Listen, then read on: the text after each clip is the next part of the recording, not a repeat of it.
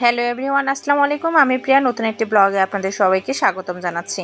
আজকের ভিডিওতে নর্মাল একটা গজ কাপড় দিয়ে কি করে লেস দিয়ে এত সুন্দর একটা ইউনিক ডিজাইনার সালোয়ার তৈরি করা যায় সেটাই আমি আপনাদের মাঝে শেয়ার করব। তো সর্বপ্রথম নর্মালি যেভাবে সালোয়ার কাটে ঠিক সেভাবে সালোয়ার কাটবেন। কাটার পরে লেসটা ঠিক উল্টো সাইড ধরে এভাবে সেলাই করে নেবেন। আমার সেলাই করাটা যদি আপনারা খুব মনোযোগ সহকারে দেখেন তাহলে খুব ইজিভাবেই কিন্তু করতে পারবেন। আমি কিন্তু সবার আগে উল্টো সাইডে এই লেসটা লাগাইছি, তারপরে আমি সোজা করে মোড়াইয়ে এভাবে লাগাচ্ছি যাতে কোনো রকমের কাপড়ের সুতা বের না হয়। আপনারা একটু লক্ষ্য করে দেখবেন, আমি এভাবে কিন্তু মুড়িয়ে জিনিসটাকে নিয়েছি, আবার কিন্তু এটা আমি উল্টা সাইডে নিয়ে সেলাই করতেছি, এরপর কিন্তু আমি সোজা সাইডে নেব। এভাবে উল্টো সাইডে সেলাইটা হয়ে যাওয়ার পর আমি কিন্তু এবারই লাস্ট বারের মতো সেলাইটা দিয়ে দিব। এটা কিন্তু সালোয়ারের পায়ের অংশটা, মানে মোহরার অংশটা যেটা আমরা বলি। আসলে আমি সেভাবে কিন্তু পেশাদারি সেলাই করি এমন কিন্তু না, আমার নিজের কাপড়গুলো আমি নিজেই সেলাই করি আর সেটাই আপনাদের মাঝে ভিডিও করে দেখানোর চেষ্টা করি। সালোয়ারের লেস লাগানো আমার কমপ্লিট। এবার আমি এখানে দুটো বিট দিয়ে নিব যাতে করে সালোয়ারটা দেখতে খুব সুন্দর লাগে। আর এখন কিন্তু এই ধরনের সালোয়ারগুলো বেশ চলছে, আপনারাও খুব ইজিভাবে করে নিতে পারেন। নিজেদের ব্যবহারের জন্য হোক, বাসায় পরা হোক, আর বাহিরে যাওয়ার জন্য একটা বেস্ট সালোয়ার।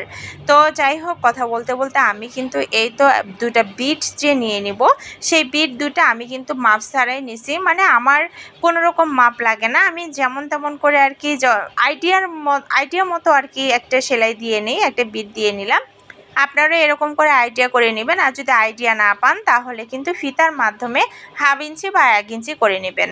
তো আমার আসলে ফিতা লাগে না, কারণ আমার ড্রেসগুলো আমি নিজেই মেক করি, তো আমার ড্রেস কেমন হয় হোক আমি পরবো, অন্য কেউ তো সেটা দেখবেও না বা পরবেও না, তেমন কোনো কিছু বলবেও না। যাই হোক, আমার কিন্তু সালোয়ারের নিচের অংশে দুইটা বিট দেয়া কমপ্লিট হয়ে গেছে।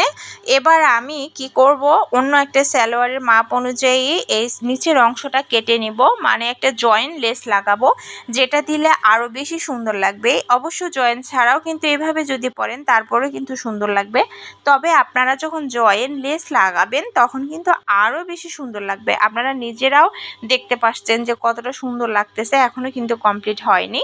তো এভাবে আমি আবার সালোয়ারের কাপড়টা কিন্তু সোজা সাইডে রাখছি আর লেসটাই শুধু আমি উল্টা সাইডে নিছি, নিয়ে কিন্তু এভাবে জয়েন দিয়ে নিচ্ছি। জয়েন দেওয়ার পরে লেসটা যে আমি উল্টো সাইডে নিলাম সেটাকে আবার সোজা সাইডে নিব। আপনারা একটু লক্ষ্য করে দেখবেন, ভালো করে লক্ষ্য করে দেখেন, আমি কিন্তু সালোয়ারটা সোজাই রাখছি আর লেসটাকে উল্টো করে নিয়ে এবার লেসটাকে আমি সোজা করে নিলাম। সোজা করে নিয়ে এর উপরে আবার একটা আমি চাপ সেলাই দিব।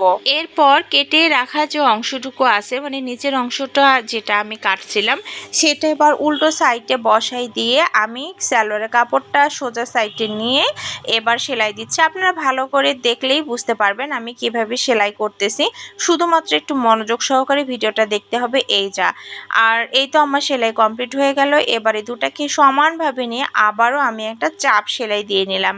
আসলে এইভাবে সালোয়ার তৈরি করা এতটা যে ইজি যে আমি নিজেও আগে জানতাম না।